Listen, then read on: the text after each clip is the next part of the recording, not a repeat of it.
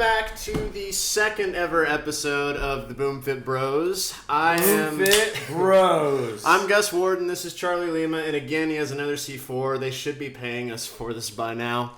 So, Uncle Doss, if you're listening, there are sponsorship opportunities available, and we would love a contribution. Maybe it'll make our production a little bit better. We have a total of one viewer. I think it was my mom. Okay, so on this show, this is where we talk about kind of exposing the fitness myths and misconceptions in the industry, and we're just going to give it to you straight. So there's no fluff here, there's no filler. This is sometimes boring, but very useful information. And if you actually did go out on a limb and use it, you might surprise yourself and hit your goals. So welcome to episode 2. Yep. Okay, now that I've hyped that up beyond belief. So today, last time we talked about health, longevity, and fitness and the difference between the three, and you probably yawned a little bit as you were watching it. So today, we're actually going to give you what you want, not necessarily what you need, and we're going to talk about... Go ahead. And what would be cool is a recap maybe on those, if you want to kind of give a quick recap on health, fitness, and longevity, in case you missed that first episode, which I strongly encourage you to go back and check out. Sure. I pulled up Google, and I... seriously, though, I Googled all the definitions, and basically health is what is going to look like what you want to do 20 years from now. Fitness is your ability to do a certain task, and it depends on the task that you want to do in order to define what that certain fitness is for you, because it's going to vary depending on what you want to do. For example, if you can deadlift 1,000 pounds, but you can't run a mile, well, you're very fit to lift heavy things, but you're not so fit to jog. So, and vice versa. Yeah.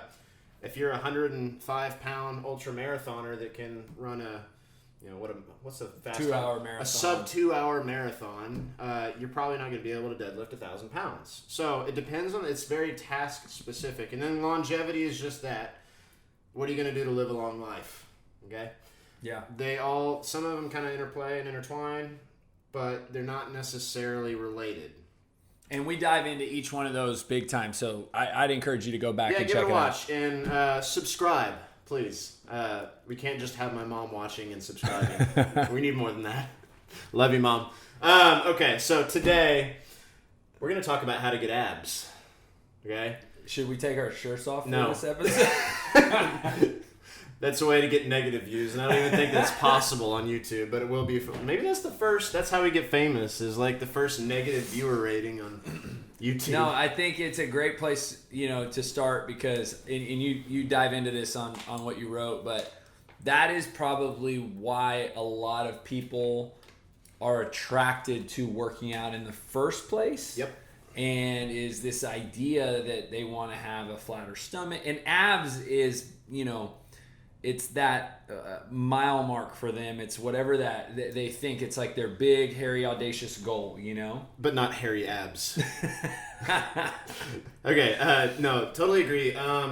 It really kind of plays off of the whole, social status thing, like money, power, abs. Any of those things, I don't know what it is, but for some reason, those are the top 3 things that people want. That's not an actual fact. I just made that up, but I'm guessing it's probably not far from the truth. Well, and that's too that is us understanding that you're probably even not admitting that to a lot of people, right? Like if we're in closed doors and you're just being really honest, right? Because sometimes that may sound a little vain, right? So let's be honest. Some people don't want to just come out of it and say, "Hey, I want abs." Yeah, but at the end of the day, it's okay to want that. It's okay to want to be lean and want to have abs and to want to look good, and that's kind of what we're going to expand on today. So I just want to kind of go through that process, because sometimes you can look at that and hear that and say "Oh, well, that's not me." Well, it probably is most people that really want. You can say that you want abs. People aren't gonna. Well, they might, but no one really cares if you voice what you want. It doesn't seem, at least in my mind, it doesn't seem conceited. It's just that's what you want, and that's okay. It doesn't make you a bad person. Just like you're not a bad person to want more money, and you're not really a bad person to want more power either. It's just how you use those things that becomes an issue. Well, and if it controls you. Exactly. When it becomes an unhealthy obsession, that's a different issue, but it is okay to want these things. Like, you don't have to live, like, sad, fat, and out of shape your whole life and, joke to yourself that you're happy that way. Like, yeah. You can have these things and be okay with it.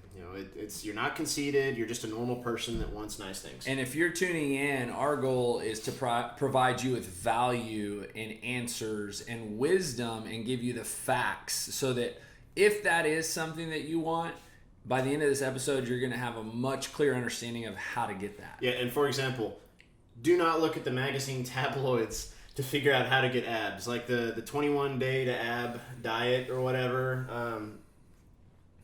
It might work for the magazine model, who, by the way, didn't do that. Yeah. But it's not going to work for you. Especially, and this is where we cut to the truth here. You're not getting abs in the next 3 months if you have more than 10 or 20 pounds to lose. It's just not going to happen.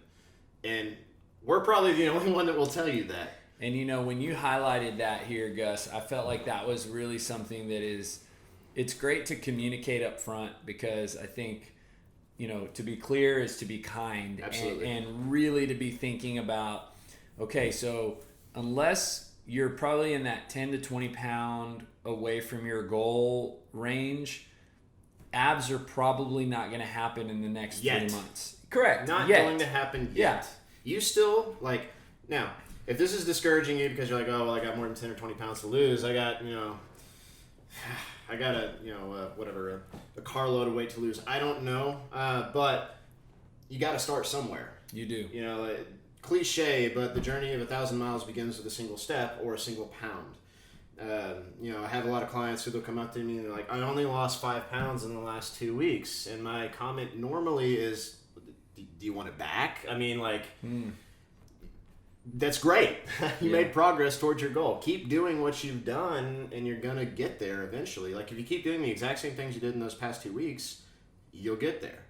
Well, and surprisingly, what I find it, when you have, let's say 2 weeks or 3 weeks of true momentum on a meal plan, on a program, it's amazing the compounding benefit that occurs. Compound interest doesn't just work for money. Oh man, and you can take this kind of whichever way you want to go based on the information, but what I feel like is so neglected and undervalued is, first of all, how much one bad decision can throw you off course. Oh, it's crazy. If it really snowballs into multiple bad decisions. Mm-hmm. But at the same time, the opposite effect, which is the power of momentum, right? Like when you're doing 3, 4, 5, 6, 7 days in a row, followed by 2 weeks, 3 weeks, 4 weeks, it is like things just start happening. Yeah, so it's like a waterfall eventually. It starts out really slow and then it gets huge. But the way to get to that heavy momentum part where you're going momentum in the right direction, here's the secret. And it's not what most people think. And it's not super sexy either. Consistency. Doing the right things day in and day out until you get sick of them. Consistency is, it's a powerful component to anything positive in your life. Abs, money, power. YouTube channels. Right. One viewer. We made a start. No, it's so true. What Gus is saying is being consistent. In other words, continuing, right? Even when it's hard, because it will be hard.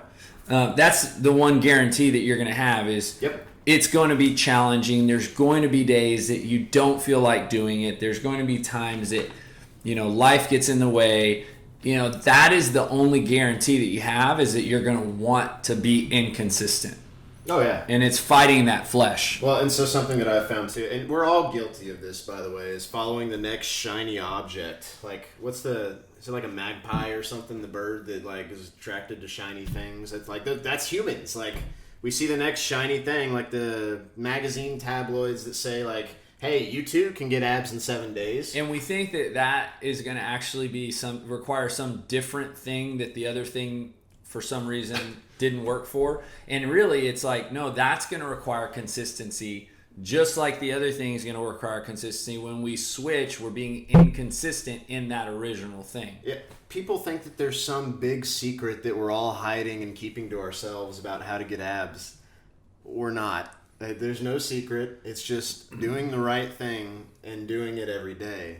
And maybe not even every day. Like, most days works. Yeah. Like, just do it most of the time. But the problem is that people get stuck in, like, they're a bowl of queso with friends on Friday night along with a few cervezas. That's Spanish for beer.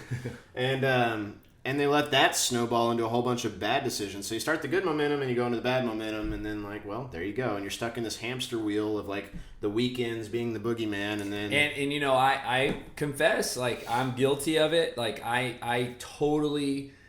When you speak that, like, I can see how those snowballs happen the wrong direction. So I think, you know, we're not immune to what you're going through and the challenge you face. If anything, what I tell people all the time, like, me being a trainer actually helps me be more accountable to what I want in my life in terms of health.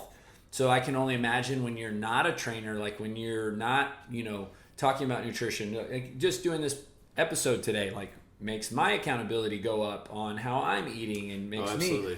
So, and that's every day talking to clients and interacting with people. But for most people, that's not their career, that's not their job, that's not what they're doing every day. So there's really not in place accountability. Right, and that's a big one too, but that's for another time. Yeah. Now, you're probably watching this and you're like, all right, come on, get to the good stuff. Like, actually tell us how to get there. We will. There's a few things that we have to cover first, though, to, like, get your head in the right spot before. But don't worry, there will be, like, we're going to highlight steps. And by the way, this is only part one of a few series because there's a lot of stuff here.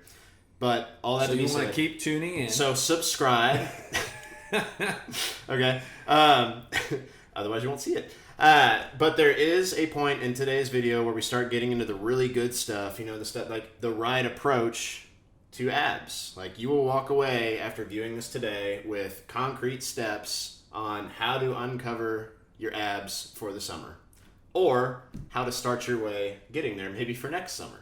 I don't know where you're at. Yeah. And it's got to be a long-term commitment and journey, right? Because even when you get to your abs, it's going to require work to keep them. Yes. Because we all know that we've actually gotten abs before only to lose them, because we did not do all the things that we were doing whenever we had the abs, right? So I've probably gotten and lost abs at least 5 times that I can think of. So it's a continuing cycle. Like, I like beer too. Like, I'm human. So is he. Although, I will say, like, caveat, he's kind of weird. I really don't see him...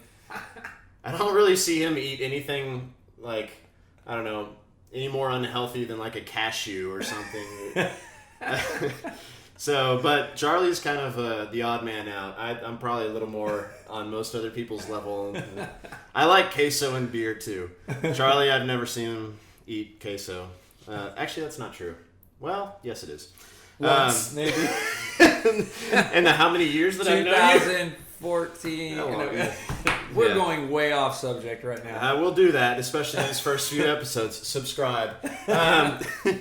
Okay, so let's... Step 1. Here it is, all right? All right. We're getting into the thick of it. You have to know what you need to measure. What gets measured gets managed. That's by Peter Drucker, but it's so true. If you keep your eye on something, if you focus on it, that's the thing that's going to change, all right? So what you're going to focus... And you're not measuring the scale, by the way. That's the last thing I want you to measure. Preferably, I want you to measure your body fat, okay? Guys, if you want to see your abs, you're looking at around 10 to 12% body fat. And ladies, you don't have to go that low. Lucky you. You only have to do 15 to 19% body fat, and that's because women typically carry more body fat than men do due to childbirth. So to help the viewer understand more so me, I'm kind of gonna sit in their shoes right now, and I'm watching this video. I was gonna say to help the viewer or to you to understand. Well, it helped me understand. No, let's expand on. I think what you just did in dropping this principle of measuring something, and you're telling them exactly what. Like, I don't want them to miss that. Like, you're going into body fat percentage, and that's huge, and that I want them to know. But let's just hang out for a couple minutes on what you're talking about. What gets measured, gets managed, or talk about that. In regards to what? And helping them understand that are they measuring anything, and if they're not, why they're not getting results. So I'll say this right now. Most of you watching this probably at some point in your life have stepped on a scale, and I don't think I need to explain that one. And that is the wrong thing to measure. What a body fat measurement does, excuse me 1 minute. I need to hydrate too. Water is another good principle. Okay, so the scale is not the best tool to measure.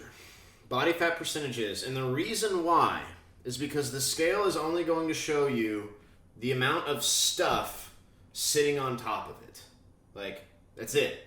It's not going to show you what that stuff is made of. It's not going to show you what progress you have made. Like, it's just going to say, oh, this is what's sitting on top of me at this moment. Here is why body fat percentage is better. Body fat percentage will tell you what percentage of you is fat. The scale is not going to tell you that.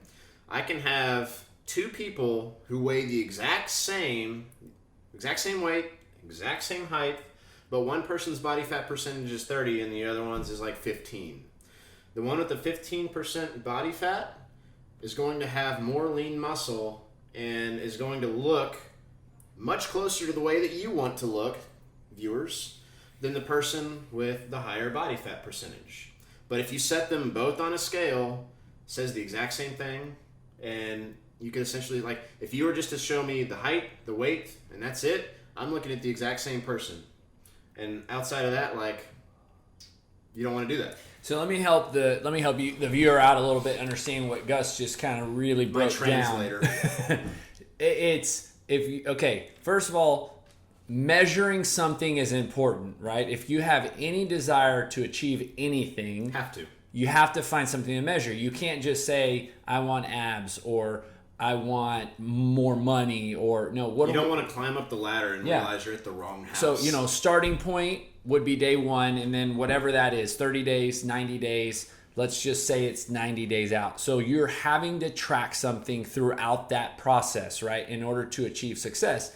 But it actually matters what you're tracking. So if you're tracking weight and your goal is abs, that actually is not the right thing to track, because what's happening is you might weigh, let's just say you're a guy who weighs 190 pounds, and in 90 days you're tracking weight, you're 175 pounds. So you lost 15 pounds and you're thinking, I'm tracking this and I'm getting results, but your body fat percentage went from 21% to 23%, which it happens. Like, I don't want to make that sense. You went up body fat, but you lost weight. We see it all the time. Oh, yeah. And what Gus is encouraging you to do is to actually track, to measure first something. And if your goal is abs, which is kind of the whole purpose of this video, is to actually track body fat percentage. Because when you track body fat percentage, you're measuring what matters. If you're at 21% body fat, and Gus just told us, if you're a guy, you want to see your abs, you need to be about 8 to 12. 10 to 12. Okay, 10 to 12%. 8 would be great. Yeah. And so we know we're about 10%, I guess 12% away from that. So we need to be working towards that. So let's say day 1, we're at 20%. Day 30, we're at 16%. Okay, we're on our way. Day 60, we're at 12%. All right, we're getting close. Day 90, we're at 10%, and we see our abs. Right.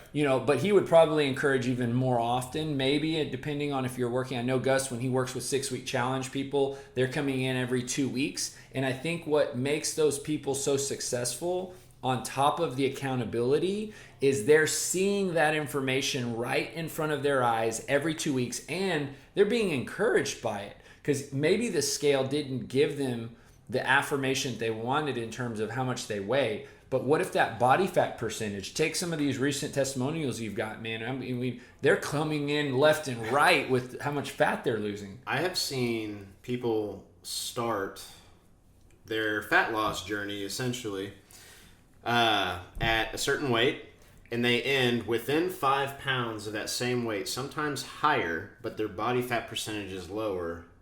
And if you had just measured by the scale, they would have quit a long time ago. Okay? No one likes to see the scale go up. So if you're measuring something, make sure you're measuring the right thing. The right thing, exactly. Now, that being said, like you're like, oh, okay, well that's great, guys, but I don't have a fancy body fat like scanner, and those things are expensive. You're right. Go to Amazon.com and get a skin fold caliper test. Practice using it, and then you can do it yourself. Like you can do that. Or you can have us do it too. We have a fancy machine here if you're local. Or you could fly in from like Hong Kong if you really wanted to, but I wouldn't recommend it. So I don't know why I said Hong Kong. That one viewer's from Hong Kong. Are you sure? They don't even understand English. Maybe. I don't know. It's a pretty... Anyway, we're getting way off topic. Subscribe. All right. So the first principle: make sure you're measuring something. Ideally, body fat percentage. Yes. For abs. The next best thing would be a waist circumference, usually measured at the belly button. The last thing is the scale. That is never a good measurement for abs. Just so you know. All right. Now, let's see. Next. All right. So after you have established the fact that you need to measure something through body fat percentage, okay? Here's what happens when you go back and measure a second time. And Charlie mentions that I like to do 2-week periods. And the reason is we need to see if what you are doing is actually working or not. Because if it's not working, we need to make an adjustment. And there's 2 things, and really only 2 things, that are going to matter when it comes to that progress. Specifically if it's not working. If what you're doing is not working, the thing that you are doing is either ineffective, i.e. you shouldn't be doing it anyway, you're wasting your time, okay?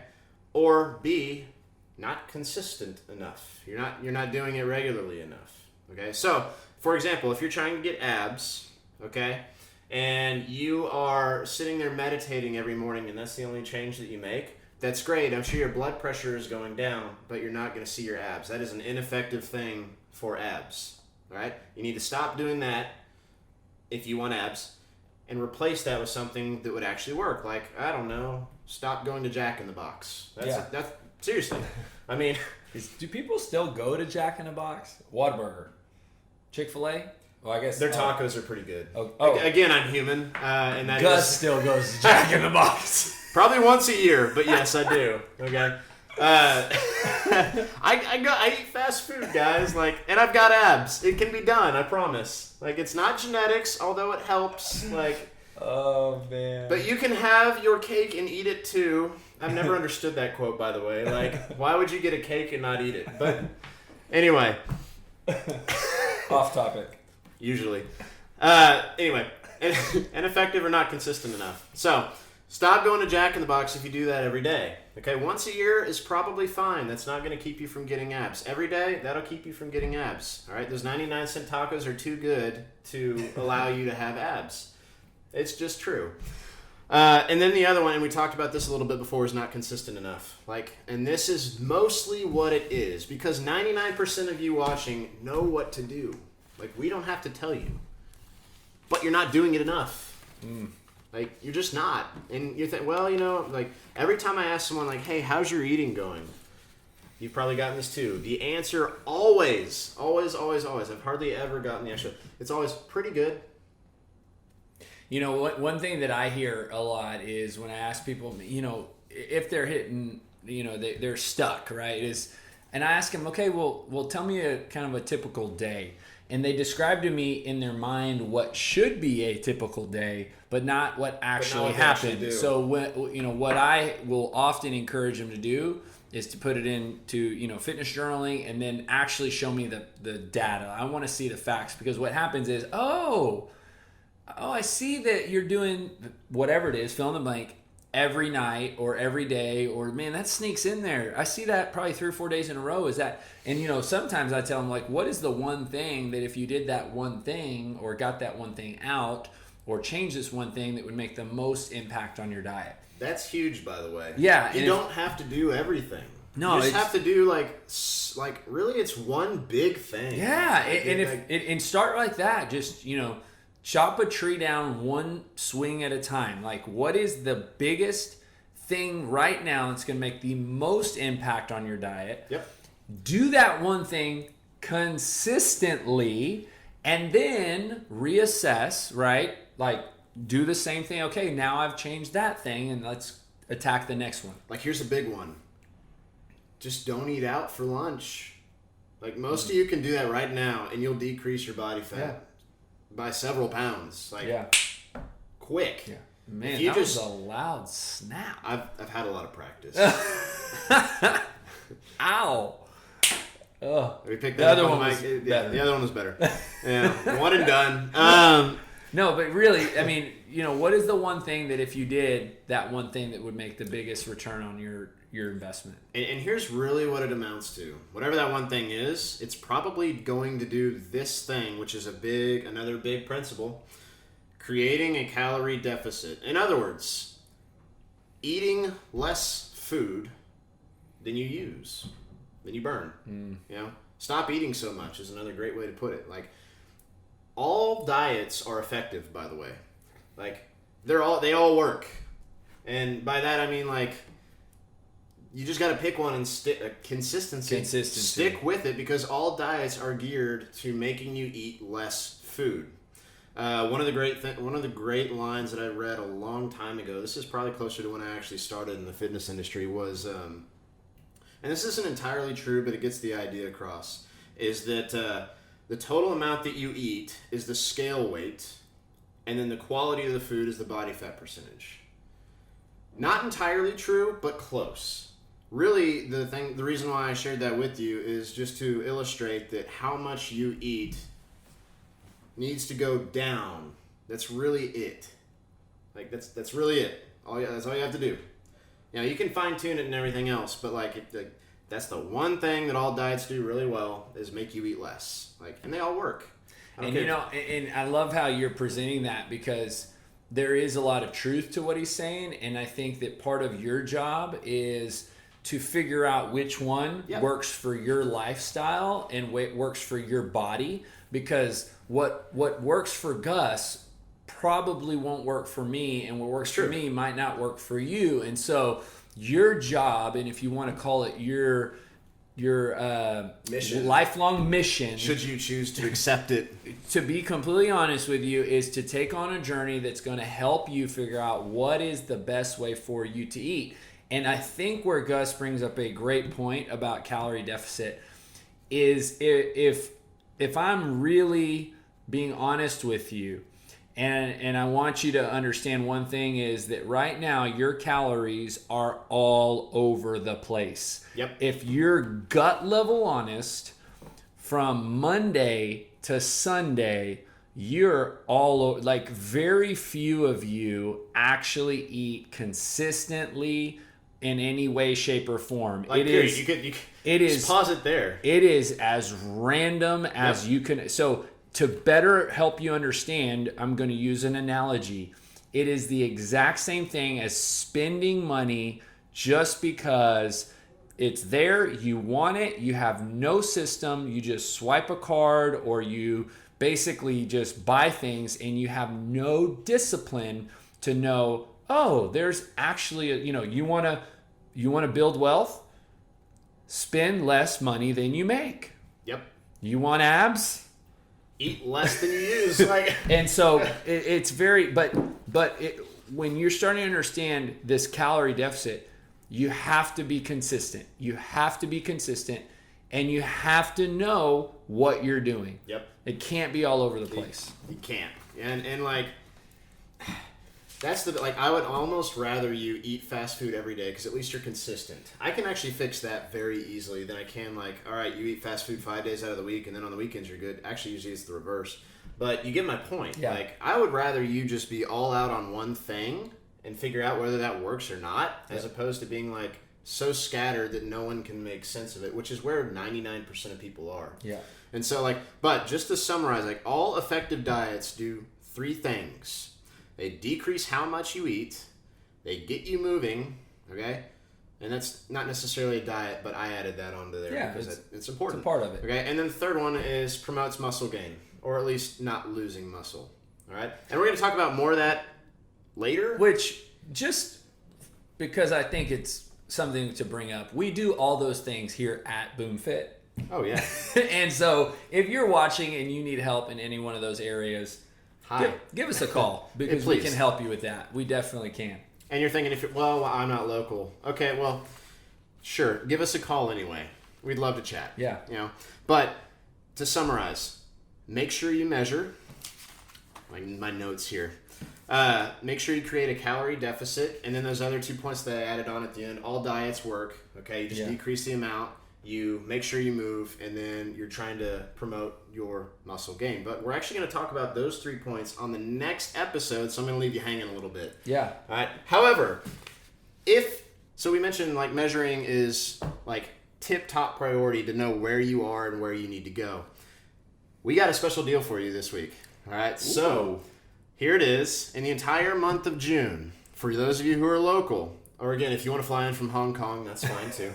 But we are running a 2-for-1 special on our body fat scans here at the gym. All right, so it's only during the month of June. All right, once like the end of June comes, that's it. You can't do it anymore. So if you're thinking, well, I don't really need one right now, I just did it. That's fine. You may as well buy them now and use them later. All right. So just to help you understand, I'm going to ask the question. So Gus, you're telling me I could buy one. And actually do one now and then do one in like 90 days after I start kicking butt on my diet? You can buy one now. You don't have to even use them until later if you already did it.